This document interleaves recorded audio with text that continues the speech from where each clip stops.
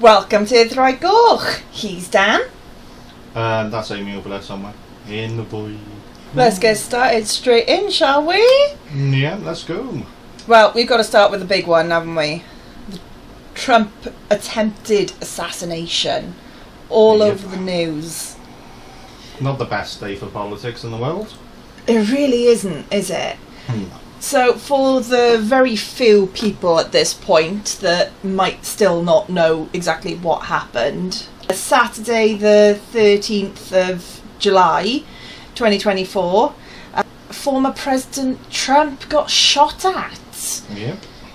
So, he was doing a rally and he's come up on stage. We'll go through the timings and everything in a minute. He's come up on stage, and shortly after, within 10 minutes of him coming on stage, someone who was sat 122 metres away on a rooftop shot Trump's ear.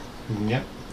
And he also seriously injured two and killed another person. So, yeah. In terms of the actual case itself, first of all, so I didn't know this until we started doing this prep work to start recording. So, 5:10 in the afternoon, Thomas Matthew Crooks, 20 years old, was first identified as a person of interest. 20 minutes later, 5:30 in the afternoon, Crooks was spotted with a rangefinder. And for everyone that doesn't know, a rangefinder is something you use for when you are calibrating the distance between where you are to where you're going to shoot at. So you can set your sights more accurately than just eyeballing it, basically. And then at 5:52 p.m, Crooks was spotted on the roof by Secret Service. 6:02 p.m, Donald Trump takes the stage. At 12 minutes past 6 p.m, Crooks fires his first shots. Now, that brings up quite a bit of questions anyway, but in Secret Service's defence, we're talking seconds between him firing his first shots and him being down. Quite literally, it was 11 seconds after the first shot, Secret Service counter-snipers acquired their target, being Crooks. 15 seconds after that, Crooks was shot dead. 20 seconds total. Yeah. From when he fired his first shot to his body being down and dead. Yeah. That's impressive. It just shows how well trained Secret Service really are. But wow, I mean, It can't make up for the poor planning if someone getting an vantage point like that. it's not just the poor planning, they've identified him as a person of interest at 5:10. Yeah.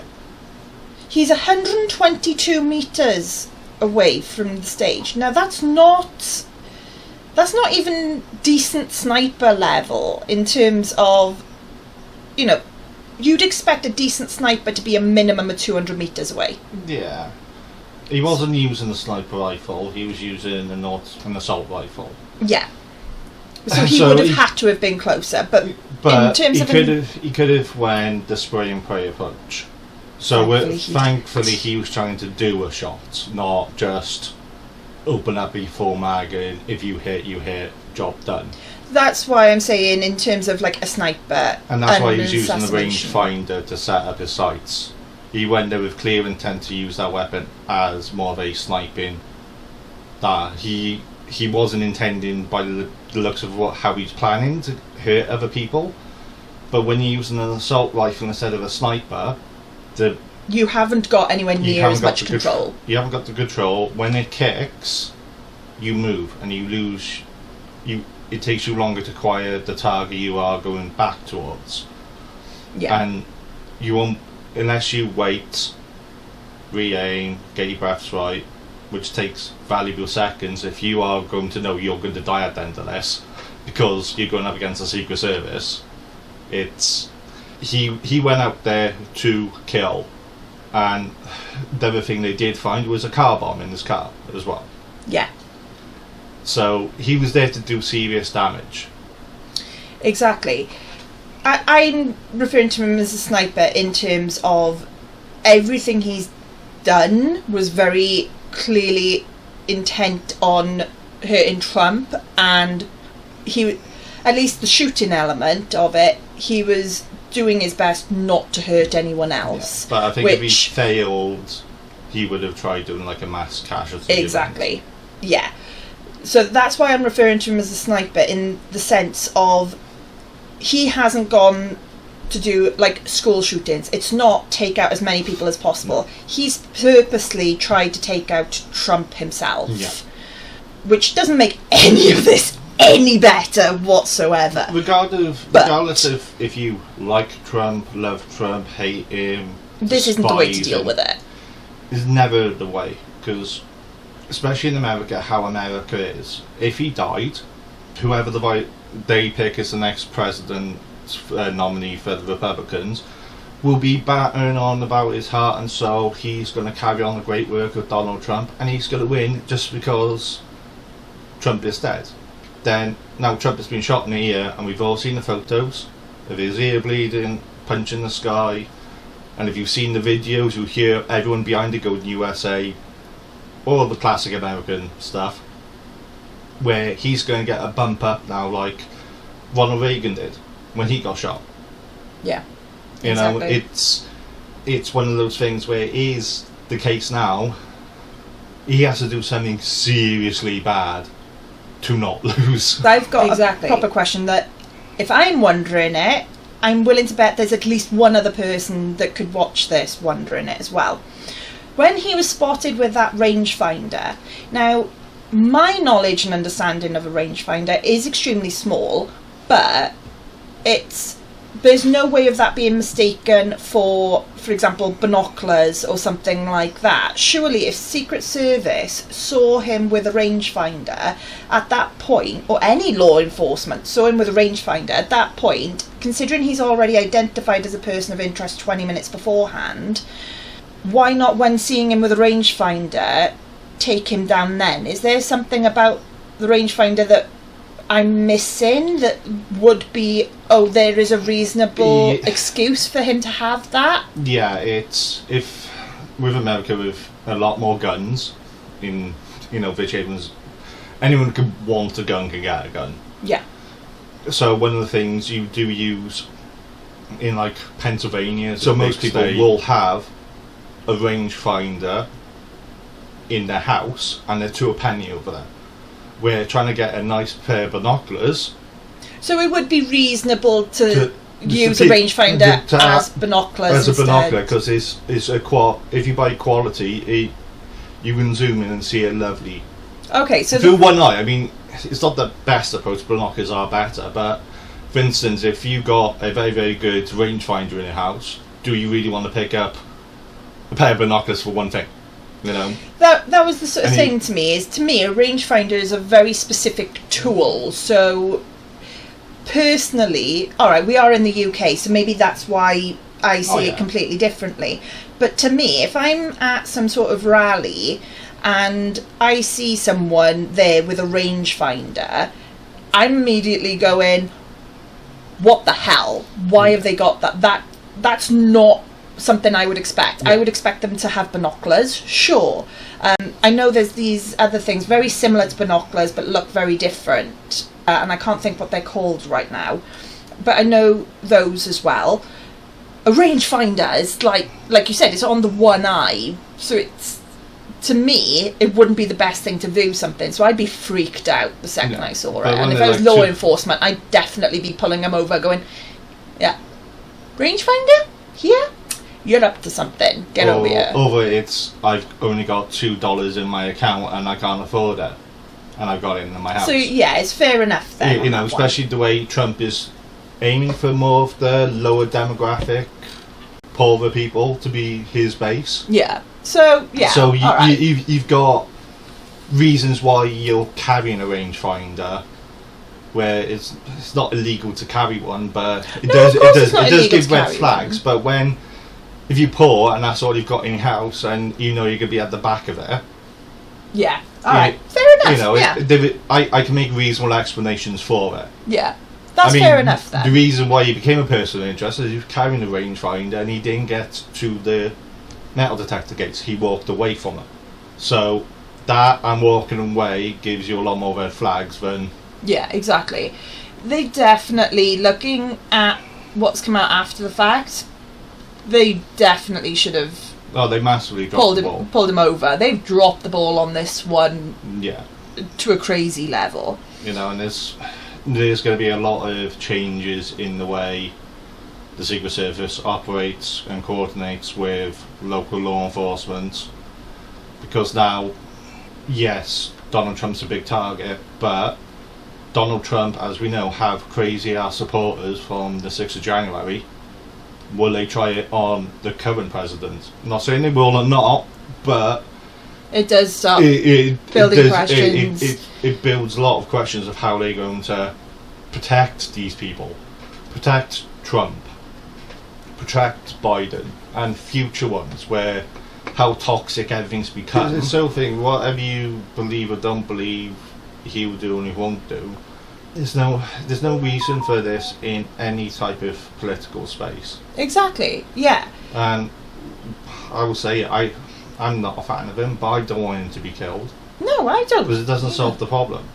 Exactly. The only way of solving the problem if you don't want him to become president is vote against him, if you're eligible to vote. Yeah. Done. That's, you know? That is the really big thing with politics. This whole approaching and threatening politicians thing. It's getting beyond ridiculous now. I mean, yeah, we've been threatened in our roles as community councillors, which is the lowest tier ever of it, and it's like put your head above from anything, and it's been attacked, and it's just...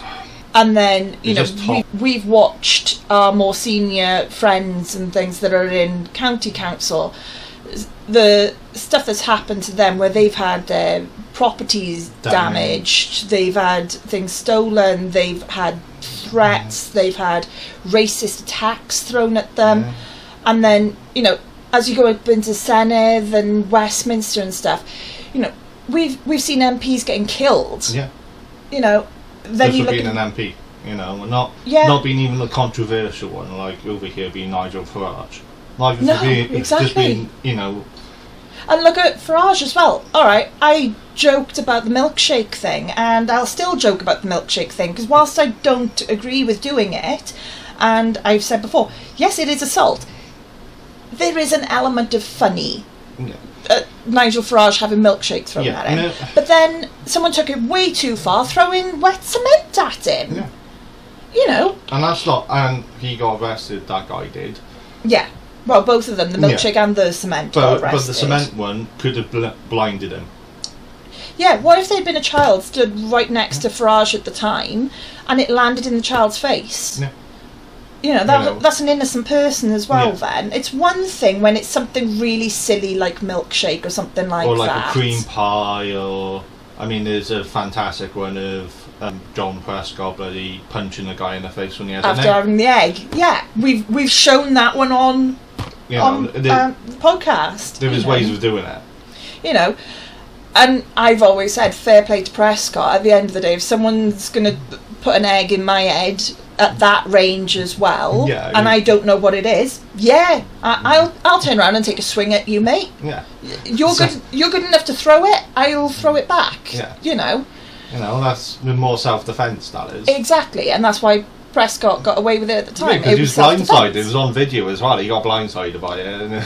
Yeah, exactly. It was self-defence. He connected with the right person anyway. Thankfully. Yeah, can you imagine if it was the wrong one? Just smacking some old lady clean on the floor. Yeah, that could have gone You know, really we can joke wrong. about funny things like this, where in the past, no harm's been done.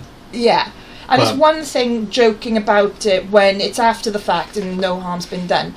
The fact that it was done in the first place is still wrong. And we'll never endorse someone doing it. Yeah. But it is funny after the fact, when everyone knows no one was really hurt. Yeah. To take a weapon to someone and murder them, as we've seen, to attempt to murder them, to cause actual grievous bodily harm, to do the things that we're seeing in politics these days is absolutely appalling, and it is no wonder that it is so difficult to get good, genuine candidates coming up the ranks, because they're too scared of what's going to happen. Yeah. They're too scared, and they need to protect their families, and that is disgusting, and we need to change this, both for politicians and for constituents, because at the end of the day, if the only people that are willing to stand up and be your representative at whatever level of government are basically cocky, arrogant people that, yes, they're worried about their safety, everyone is, but they don't think anyone's going to attack them or whatever, you're not going to get the best representation. The people that are going to give you the best representation are the ones that are scared of getting attacked, the ones that are scared of their property being damaged. And thankfully at the moment there's quite a lot of us that are going, yeah, we're terrified of this, but we're going to battle through it, and we're going to try and change things. Yeah, for the better. But there's also a lot of us that are going, this ain't worth it. No. I'd rather the safety. And that is a really bad place for us to be in politics. Yeah, it is. Let's move on to our next one, which is more of a UK based. Yeah. England and Wales, because that's the only thing we've got statistics for. The prison crisis which is going on, which we've had a little story here, a little story there. Everything's been a bit disjointed over the last, 18 months or so? Yeah, I'd say probably 18 months. We've heard a lot of different things from a lot of different places. Yeah.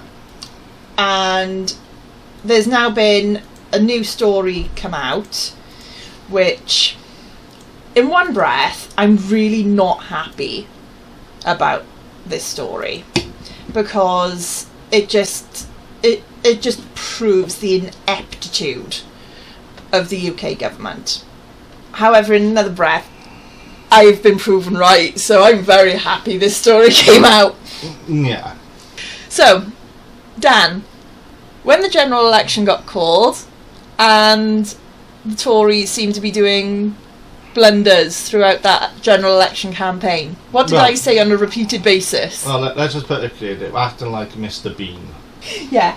Yeah, you said that there's something coming down the pipe which is not going to be great for the next government going in, and they didn't want to have responsibility for it. I blatantly said on a repeated basis, he's throwing this election on purpose. They don't want a Tory government holding the bag for whatever's coming down in the next 12 to 18 months. And lo and behold, Rishi Sunak risked breaching legal responsibilities over prison crisis, says The Guardian. The advice sent to the former Prime Minister on the 15th of May, which is before he called the general election, said that failing to make an urgent decision on prison capacity would mean the criminal justice system in England and Wales reaching the point of critical failure. Crash and burn, baby. Yeah, quite literally crash and burn. Put a graph up now that shows what, as you can see from the graph here, everything is a bit wavy, a bit between 80,000 and 90,000. So this graph has come from the Institute for Government, which is it's done an insight paper on the crisis in prisons and how to start fixing the problems at the heart of the criminal justice system. They released this on the 3rd of July this year. And no one picked up on it. No, exactly, yeah. This is going from 2011 to accurate figures up as far as May this year for the MOJ population, Ministry of Justice population projection, and May this year for the Institute for Government capacity projection. And after that then it's projected figures as far as March 2028. That's the difference between the solid line and the dotted line. The dotted line is the projection, the solid line is actual figures. The blue line is the Institute for Governments, and the pink line is the Ministry of Justices. Yeah, and that's what people that probably have a better insight of how many people are going through the system at the moment. So if current trends continue, that's why their line is higher. Yeah, so the Institute for Governments is operational capacity. That is absolute maximum that can be coped with. Yeah. Whereas obviously it's actual population for the Ministry of Justice. Yeah. You know, it's really quite interesting. Like you said, it's quite sort of flattish. You know, you're talking sort of around the 2015, 2016, 2017, you know, you've got the lows of about 83,000-ish in population up to highs of about 85? Yeah. So 85,500 November 2027 was the highest up until March 2023. You know, so you're talking about 2,500 people difference. Yeah. In the population, and usable operational capacity in that time is as low as about 84,800, and it goes up to about 87,000-ish, give or take. So, you know, in terms of that, yeah, alright, it is close, but you've got room. You got a bit of breathing room. You know, you got a couple of thousand breathing room. Then we had the pandemic. Yeah. Where they, as you can see, they released a lot more prisoners because of COVID. And you can see their operational capacity dropped quite significantly as well in that time. You know. But the interesting thing I see from this graph is that the people who have been released through the pandemic, when it's coming to end of 2023, 2024, we got hit by the massive cost of living. The Ukraine war just made in my work, I've seen thieving going massively, thieving to order, all stuff like that.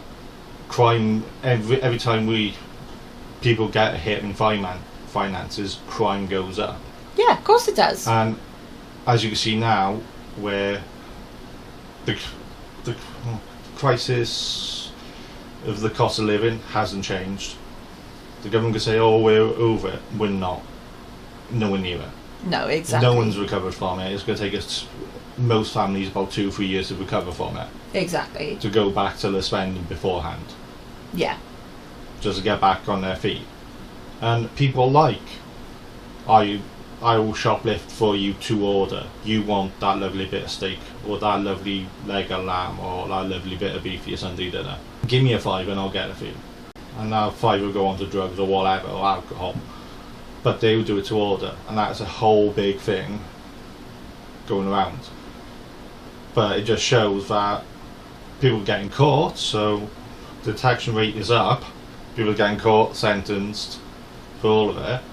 And as you can see, the red line is going to go very, very high, very, very quickly. And you know, when you're looking through the graph, we will make sure that the link is in the description of the video, so you can go and have a look at some of these figures on this graph yourself, because it is really quite eye-opening.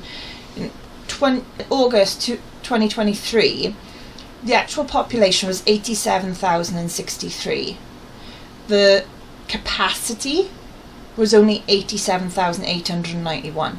Yeah. That's how close they were getting.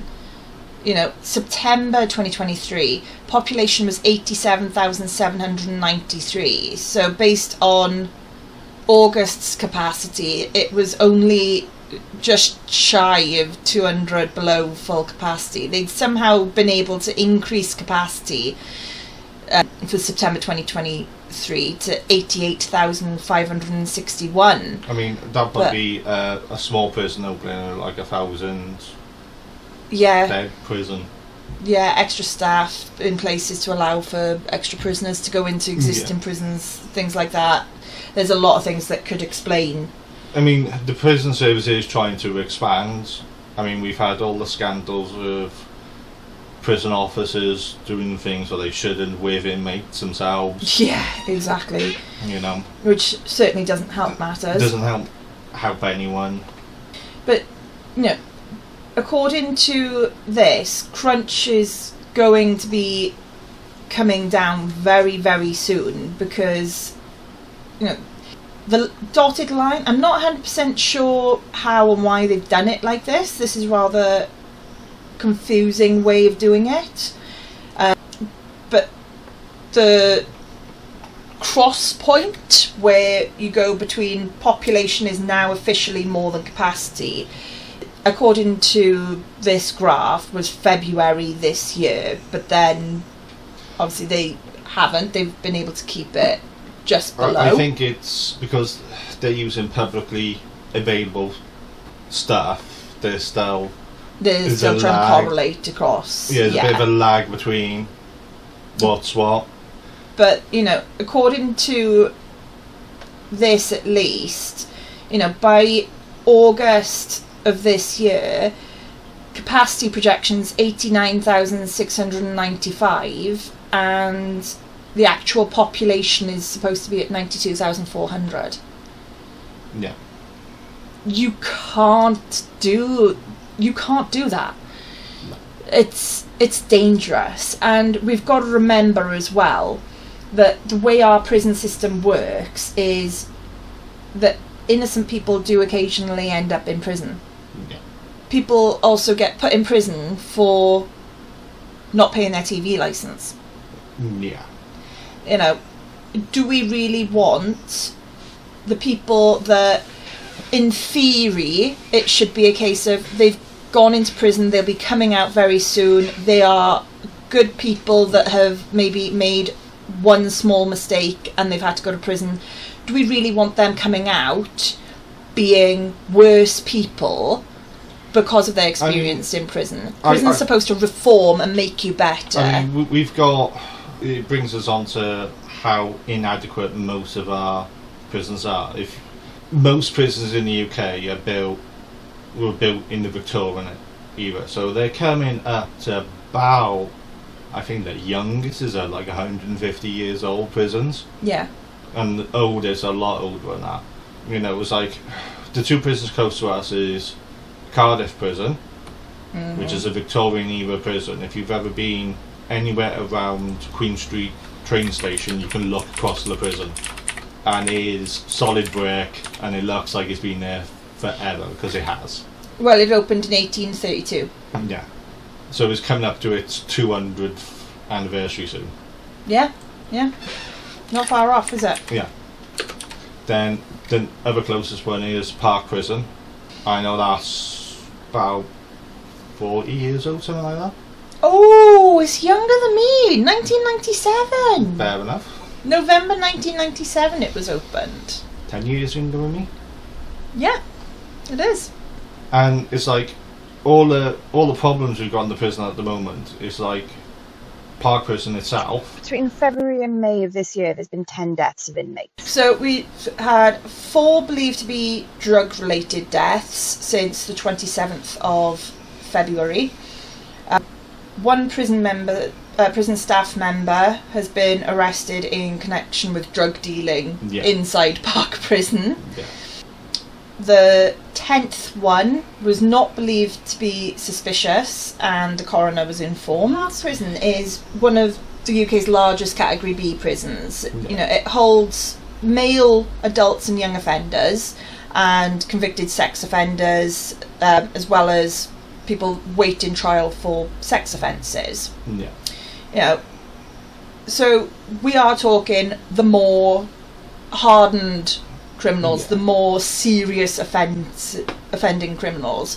Therefore, it's the ones that have done the more heinous crimes. Yeah.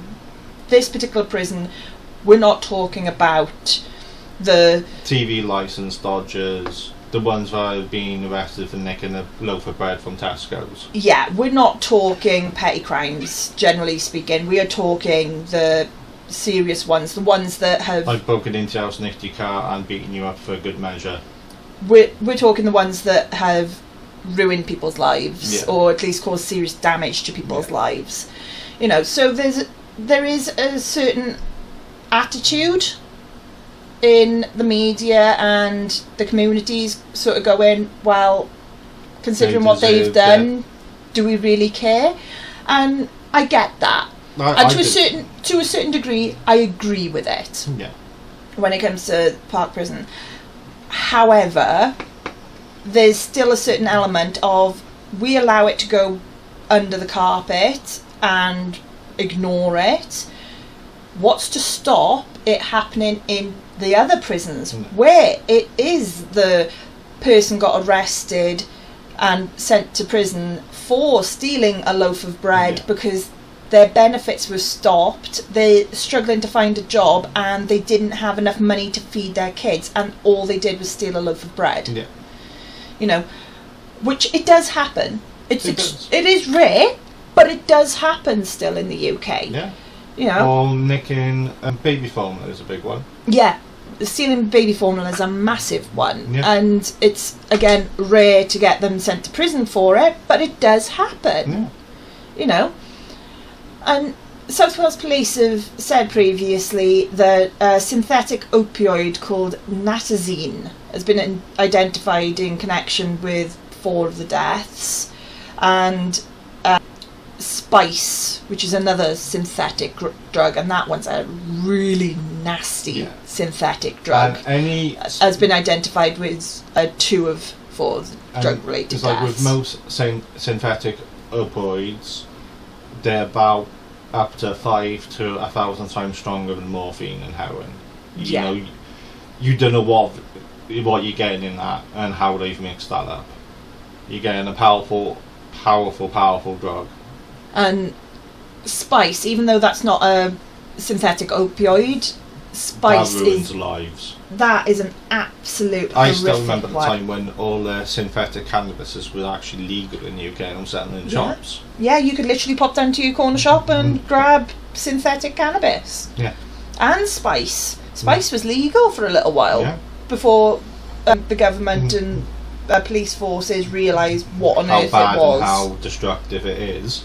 Yeah. Where you used to see spice zombies in places where druggies would gather, you know, town centres, stuff like that. You would see them just monged out on the corner of the street, zombified. Yeah. You see less of it now, but it's still there. Yeah. But compared to what the epidemic we had of it back when it was legal, but it destroys lives. It does. It really does. Both synthetic, real drugs destroys lives. OpenDemocracy.net have said that more than half of inmates feel unsafe in 35 prisons. Yeah, I can see that. I really can. Nearly 1 in 10 prisoners report being physically assaulted by staff members. Now, with that one, we don't know if they're just been trying to restrain the prisoner, and obviously a prisoner going, oh, I can get, you know, maybe get something extra out of it by someone Open Democracy reporting on it. We don't know the situation, but I can guarantee some prison officer somewhere smacks someone because they don't like them. Yeah. I can see that. Prison officers getting sacked for exactly that. Yeah. So we know it happens. It's like with some of these, it's like 13% report physical attacks by fellow inmates. I can see that happening as well. But with the drug problem in it, if you owe them, or I don't know if I know they get like a little bit of money or whatever. Right, I want your phone card to phone someone because I gave you spice, and if you say no, you get smacked for it. Well, is what it is. You know, it shows that the violence in there towards each other is related to the drug problem, related to gang violence. Especially in London, if you're in the same wing as someone from another gang, they're going to beat the crap out of you. You're going to have fights, you know. Yeah, exactly. And it's like there's other ones where, you know, most of the Victorian era ones, it's like they're making toilets out of bins because, you know, they're locked up there in the night and they need to, you know, use the facilities, and they don't have the facilities in cell. I mean, how hard would it be to put a fucking commode in that? Yeah. You know? No, exactly. You know, yes, they've committed crimes. It varies across everything about what crimes they've committed. And yeah, sure, there's very specific wings of prisons, and I'm sure I don't need to say the specific name of these. The people that there is no one in the world that will defend these people, the ones that do the... because I'm not 100% sure if we can actually get away with saying the word, but it begins with P, it ends in files. Yep. I genuinely don't know if we can say the word. But we yeah. all know what we're talking about, and if they were in general population of prison, they would be dead quite soon. Yes, exactly. You know, those ones, personally, I think I can... You know, we had a bit of a conversation last night. I think we've got a solution to overcrowding in terms of those lot. Yep. Chuck them on an island up north of Scotland, completely secluded. You've got a guard station. They've got caravans everywhere. Dump a load of food up there once a week or once a month, whatever, and boat patrol going around the outside. And I wouldn't mind the Royal Navy testing area being just offshore, so you know they get waken up at whatever time. So, yeah, exactly. Big gunfire, Tomahawk missile coming past, low level, just straight over it. Don't hit anything, but straight over this. Keep them scared. Exactly. Just chuck a load of caravans up there, or even if you wanted to do one massive warehouse building thing that covers the entire island, and everyone's got like bunk beds, kind of like Squid Games. Do you remember in Squid Games where they had the bunk beds going up everywhere? You know, even if you want to do it like that, you could do Squid Games on that island as well. All right, now I think we're taking it a little bit. No, I'm not killing them, but if they accidentally break a leg, be interesting. You could have a good TV Netflix might pick it up. You never know. I don't want them getting any form of fame and anything like that. All their faces are blurred out, so you can work out have like emojis. Oh my! Now we're getting emojis. Silly. This was a seriously good idea. Emojis. At one point, this was a genuinely serious good idea. Now you're turning it into a joke. Pixelated faces and emojis. There we go. Job done. This was a genuinely good idea at one point. And anyone betting on it goes straight to the prison service so they can build more prisons. Oh, yes. That's a way of investing, isn't it? Yeah. Just like it'd be like the national lottery given to good causes, but it's just straight to prisons. Oh, a complete betting system where profits, whatever, it all goes into improving the prison system. Question is then, though, would we have to send some of that money to this island to improve their living conditions? Because I really don't want to. If the money would have to go to them. We keep at the bare minimum, and any of the profits go to employing the guards, upkeep of the place. Upkeep of the guards element. Yeah, and upkeep, so it's not and just keeping that barely habitable. Legal. Barely legal. Yeah.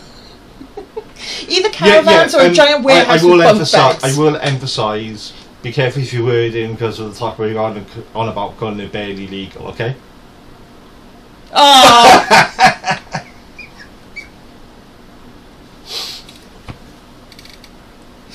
Yeah, okay. Okay. But, yes. Just above legal requirements, either caravans or a giant warehouse, and there's just absolute loads of bunk beds, and just keep them all in there. Yeah. You know, let's be honest, considering who it is, they don't need space to exercise, they don't need anything like that. You know, I'm sorry, if you're going to go and touch children, then you need to be kept out of society for the rest of your life. There is no rehabilitation for these people. As proven, I don't know how many times. The fact that anyone thinks that they can be rehabilitated is just ridiculous. Because it's how their brains are wired. Exactly. You know, it's a disgusting fact of the human species. We can think that way. There are genuine people out there that think like that, and they have begged for help They've gone to their doctors, they've reported themselves to the police going, look, I have these thoughts, I can't get rid of them. No. And they don't get help. No. Those I have all the time in the world for, I have all the patience in the world for, and I've got so much sympathy and empathy for them in terms of that must be absolutely horrifying and traumatic. And I genuinely wish I could think of ways of helping them. If you're in that situation, please keep coming forward, because you are so strong and brave. Yeah. The fact that you fight all those urges and you've never given in to those, they deserve so much recognition. They are incredible people. Maybe have the medical community research with them to find some way of controlling it. Yeah. You know, bringing those urges down to nothing. Yeah. Maybe that the stigma of it can be, if you find yourself in that situation, those are your feelings, you can go to your doctor privately, get it sorted by some random medication, no one ever needs to know. Exactly. You know, but the ones that actually act on it, yeah, they can burn in hell. Chemical castration. Still keep them away from society, but chemical castration. Oh, definitely. You know, they want to hurt children. Let's go and do every single painful human trial. Everything that we would have previously done on animals, let's do it on them, whether they want it or not. Like I said last night, having a bit of bleach going up the urethra. Still too good for them, but yeah. You know, it's a possibility.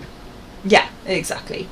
But, you know, other than that subsection, there's very few crimes that can't be rehabilitated from. Yeah. You know, and it's more the individual person as opposed to the nature of the crime. Yeah. I mean, it's like... Therefore, they deserve they deserve a level of humanity. Certainly. Yeah, it's like sentencing guidelines have been good and bad. The last Labour government put a certain type of sentencing in, which is like this poor kid's been in jail now 17 years. And he was only supposed to be there for 4. Yeah, he hit a guy and nicked his bike. And he got sentenced to 4 years, and I believe the acronym is IPP. Yeah. Which is basically a very, very old system that, as Dan said, Labour introduced last time they were in power, and it was supposed to be to protect the public. When someone had done a crime, their maximum sentence was, say, 4 years, but there was a genuine concern that they'd go and commit another similar or worse crime upon release. So, for instance, like the people that are the P's, yeah, they could be on that list, because if they leave, they're probably going to do it again. You've got people who have got underlying mental health conditions that make voices in my head tell me to stab him, and those voices haven't gone away. You know, you've got that. Which I would argue those mental health people should be in special facilities as opposed to main open prisons, because if they're in main open prisons, they are never ever going to rehabilitate, and they are never ever going to even have the opportunity to try and fix themselves. Yeah. They should be in basically what we would have called asylums back in the day, but mental health prisons. The only mental health prison really got is Broadmoor. Exactly, you know. And that's oversubscribed as it is, because we put the proper nutters in there. Yeah, exactly. You know, so it is a case of they should be in proper prisons and things. But this IPP, imprisonment for public protection, was supposed to be, so they go away for their maximum sentence for their crime. They then go, instead of just getting released at the end of that sentence, they go in front of the parole board. The parole board review their case and go, yes, we think you're going to be perfectly fine, or there's a very good chance you're going to be able to reintegrate into society and be perfectly fine. We'll release you. And go, actually, no, we think you're going to reoffend or do a worse crime, so we're going to keep you in here for a little bit longer. There's a particular 17-year-old, Wayne Bell, was locked up under this imprisonment for public protection. Yeah. And just so he is a person of a minority as well, which again that falls into how prisoners are treated, and minority prisoners are treated worse than non-minority prisoners. Mm-hmm. Now, to be fair, for what I'm about to say, there could be a perfectly reasonable explanation for this. It could be a case of he's decided himself. Because we had a little discussion about it. Yeah, it could be a case of he's decided himself, and that's why Ministry of Justice isn't making any comments about what I'm about to say. But for me, when I read this article, the bit that concerned me the most in his case, not only has he been locked up on this IPP for 17 years for punching someone and stealing their bike, which I'm not condoning in the slightest. Should never have done that. That's absolutely terrible. Because I think his original sentence was 4 years. Yeah, his original sentence is 4 years. He went away when he was 17 years old. Alright, so late teenager, not quite an adult. Yes, I have never committed a crime. However, I know for a fact I did stupid crap when I was 17. Everyone. And I know for a fact you did stupid crap that we can't disclose by here. No. You know, everyone has done something stupid when they're 17. Right? That does not make what he did okay. No. But he's 34 years old now. He, as far as anyone can tell, as far as his family can tell, is missing inside the prison service. Yeah. His family have no idea which prison he is in, and He could be anywhere in the UK. And they haven't been able to speak to him since before COVID. His father was losing the battle with cancer. He has now, unfortunately, passed away in April 2020. But his father's last wish was to speak to his son one last time. Yeah. And they couldn't find him to do that. Yeah. That is terrifying.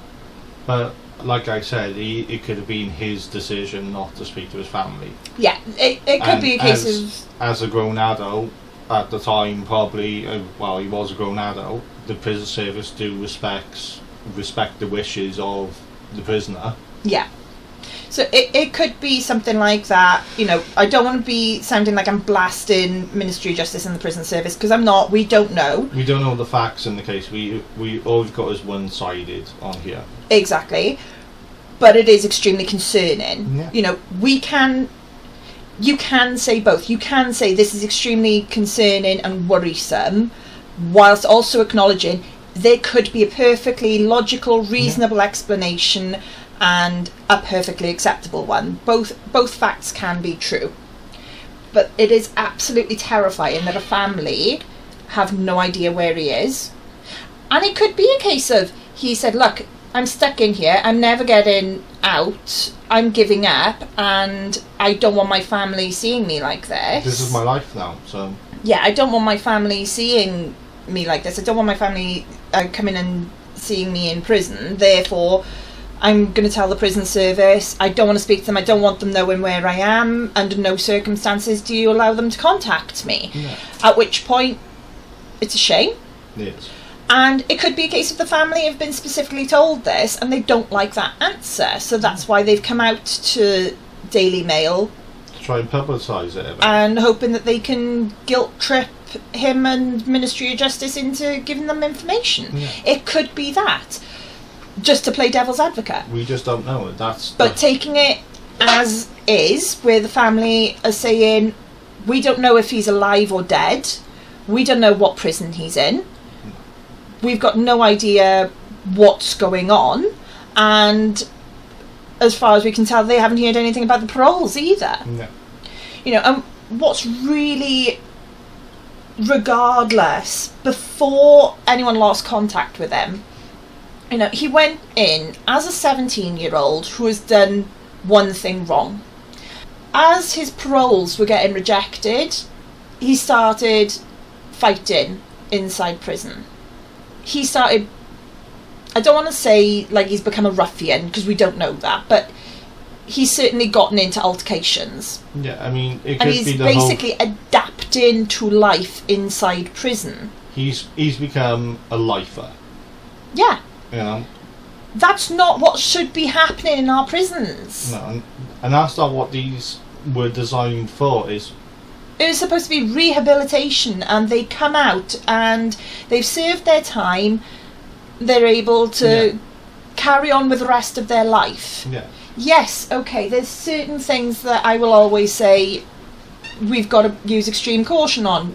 You get sent to prison for fraud, don't go and put them in charge of a charity's bank account. yeah. You know, let them do things, though, that prove they've changed. Well, you don't get convicted of hacking the CIA website and go, I know a place for you. You're good with computers, you can go there.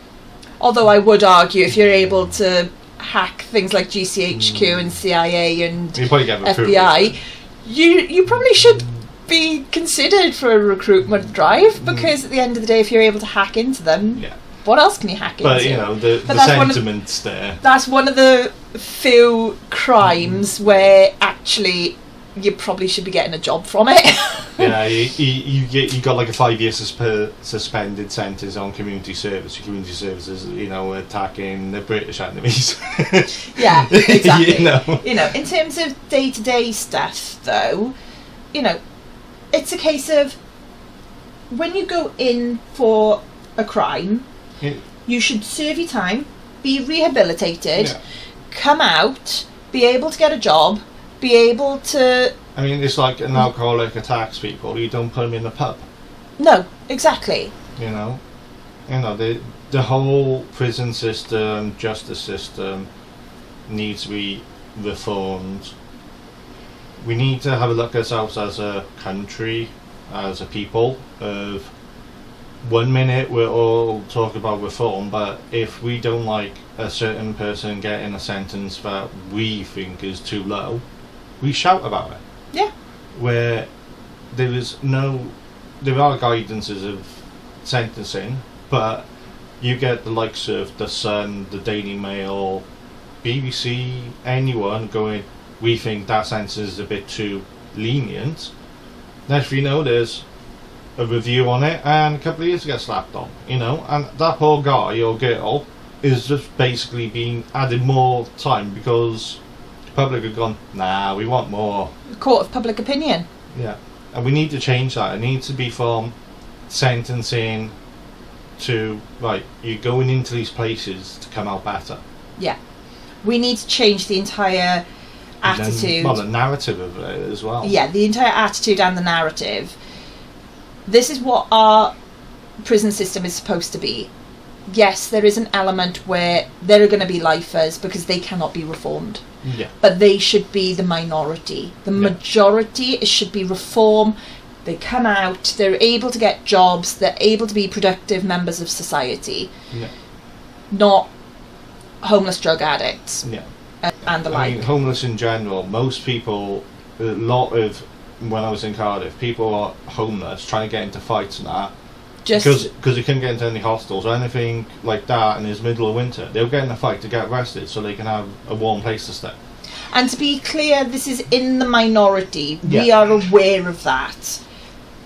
But it still happens. Just because it's only, say, 2 out of 100 people that do it, doesn't mean you should ignore it. No. But then, just because it's only 2 out of 100 people that do it, doesn't mean that you should be making policies based on it. But IPP, it's estimated that it's already cost the taxpayer £500 million. Bearing in mind, it was abolished in 2012? But it wasn't retro for anyone beforehand. Yeah, so it wasn't done anyone retrospectively. sentenced before that date still had that sentence. Yeah. A couple of the sentences have been changed on other crimes, gone back 10 years or so, Yeah. But those ones, they went, "No, we're gonna." I remember at the time there was a bit of a uproar about, are we going to put it back or not? And because the government at the time were more anti-crime, when no, they're dangerous people, they're going to stay there. You know, there's still 3,000 people behind bars on IPP. You know, so the cost is still rising on this. According to the Daily Mail, it's cost the taxpayer £500 million already, and it can rise to about £1 billion by 2028. At least 88 people have already committed suicide in prison, and they think that that figure is much higher, quote, due to the difficulty of recording how many have killed themselves while on licence in the community. Now, I'm not 100% sure where Daily Mail have gotten those figures from, because they're not very good at citing their figures. Yeah. I believe it's the Institute of Now, but I'm not 100% sure. It's Daily Mail. Yeah. Right, let's move on to our next topic. Yes. Someone's gone. He's gone on holiday. Well, permanent holiday. Yeah. Retirement. Let's put it that way.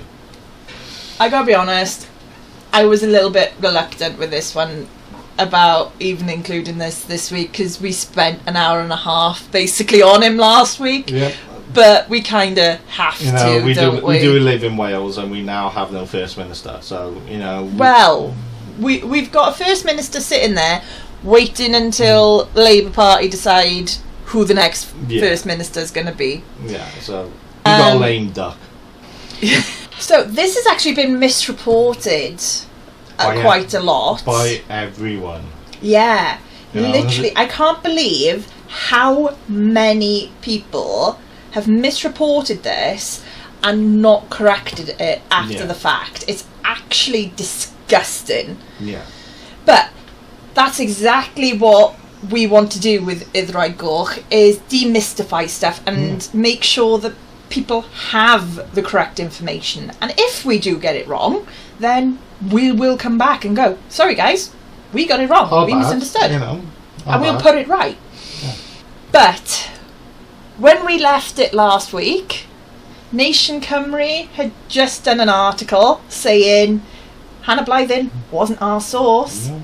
Since then, the quick recap, because at the end of the day, he's gone, and it's going to be down to the next First Minister how he deals with this, and until he or she gets put in place, there's not a lot of point discussing too much. Vaughn Gething went into a scrutiny meeting on saying that he never accused Hannah Blythen of leaking the messages. He only said that it came from her phone. I'm sorry, that is the most disgusting technicality he could ever have used, because he said that the reason he sacked the minister, or the reason that minister who leaked the messages needed to have gone, was because of a lack of trust.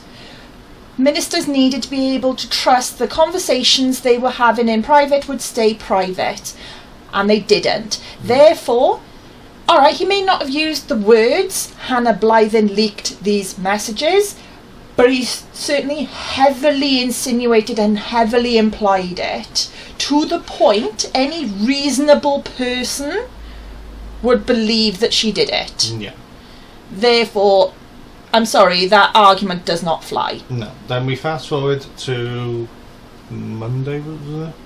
No, yeah, Monday. So Monday there was still all the arguments, he was still heavily in the news, and you could tell from the way ministers were on TV refusing to defend, or they were doing both. They were refusing to back him, but they were also refusing to slag him off, basically. They were going, no, we're cracking on with the job. I'm not here to discuss that. I'm not here forward, you know. Yeah, we're still governing. We've got that job to do. We're not talking about this. Then Tuesday morning comes around. And this is where it's been so badly misreported. It is unreal. So, Leslie Griffiths, Julie James, Jeremy Miles. They all very publicly resigned. They put their resignations up on Twitter, everything, or X, whatever you want to call it these days. Yeah. Full resignation letters. Those 3 resigned. Yeah, they left the government. There were reports from journalists saying that people close to Vaughn Gething, sources close to Vaughn Gething, were saying that they knew that these resignations were coming 3 weeks ago. There was 1 or 2 that said that sources said that they knew about it before the general election. Yeah. There's been a bit of back and forth with it, probably a bit of wheeling and dealing, or do you want a better job in my government? I'll do a reshuffle, we can take your place on. Now, whether it is correct that the warning went out, whether anything was happening behind the scenes to try and help or not, that's down to those journalists that have said it. We haven't got any sources saying that, so we don't know either way whether it's true or not. But Mick Antonu, I believe it's pronounced, apologies if I've gotten that wrong, he sent out a letter to Vaughn Gething, and that was put up on Twitter as well, stating that if Vaughn Gething did not resign within a certain period of time, he was going to go. He would resign. He did not actually resign from the Senedd, because later that day Vaughn Gething quit. Yeah. Only 3 people resigned, 1 threatened. Yeah. That one was the legal counsel for the government. Yeah. Important job. Exactly. Now, Mick Antonu is the one that is saying that no, this was not pre-planned. We didn't send messages over to Vaughn Gething saying that this was going to happen and he had plenty of warning this was going to happen or anything like that. Now, I would like to point out, it could be a case of 1, 2, 3 had given Vaughn Gething this pre-warning and Mick had nothing to do with it. Yeah. And Mick's was completely separate. Or it could be a case of the sources that went to the journalists were full of crap. Yeah, we just don't know. Or the journalists have made it up. It could be anything. And to be fair, we don't really care. Yeah, I don't give a monkeys. The actual point of it, though, is Leslie Griffiths, Julie James and Jeremy Miles. Jeremy Miles was an interesting one because, of course, he's the one that went up against Vaughn Gething for the leadership. He was the one that was very heavily rumoured to be doing a leadership contest this week if Vaughn Gething didn't step down. Yeah. Now, obviously, he has stepped down. So he's probably going to try and go for it if he wants to. Yeah, but we'll find possibly. We find out when they are announced. I just hope that it's a cleaner campaign than what happened last time, especially when it comes to the unions. Yeah. Because that in itself was absolutely ridiculous. Yeah, right. But on to our final topic for today. Yes. Do you like money? I think everybody likes money to a certain point. Yeah. Do you like chucking it out of the window? No. Nobody likes chucking money out the window. You sure? I'm positive that nobody likes chucking money out the window. Just a little word of caution to all my friends in the Senedd. If you are going for a leadership election, you want to put some flyers out or anything like that, make sure you know how stamps work. This independent councillor from, where was it to? It was North Wales. Pontypridd. Oh, Pontypridd. Pontypridd candidates for the general election. Yeah. He put a load of leaflets out and people had the unfortunate thing that they had to pay a £5 to Royal Mail because he got the stamps wrong. Yeah, quite literally. Pontypridd candidate Jonathan Bishop, during the general election, mailed letters to 98 constituents without stamps. Yeah. So the residents were then contacted by Royal Mail, told they had outstanding mail to collect, and there was no indication of what it was or anything like that. Now, I've actually been subject to this, not to a £5, but I've been subject to this when I opened up a new bank account with Lloyds Bank locally. It was during COVID times where I could go into the bank and set it up, but they had to mail me all the documentation because they weren't allowed to print it and hand it to me, which I was very confused by, but whatever, I didn't mind. So it'd been about 2 weeks, and I suddenly had a thing come through the door from Royal Mail going, oh, we've got a letter for you, but the stampage hasn't been done correctly, so you need to come down and collect it. I was like, what on earth? All the way down there, get in there, and I'm like, right, okay, I pay for it. I opened it up in there, because if it was a scam, I was going to turn around and get help for it then and there. Away. And I opened it up, and it's all the documents for my new Lloyd's bank account. I was like, what? So I totally empathise with these residents, how angry they would be during this. You know, I mean, in my case as well, I went back to Lloyd's with the receipt and went, what? And they wouldn't give me the money that I paid. It was like £2 something, so I didn't fight it in the end. But they wouldn't give me the money for it. They were like, yeah, no. To be charged a £5 for this, I mean, that's absolutely ridiculous anyway.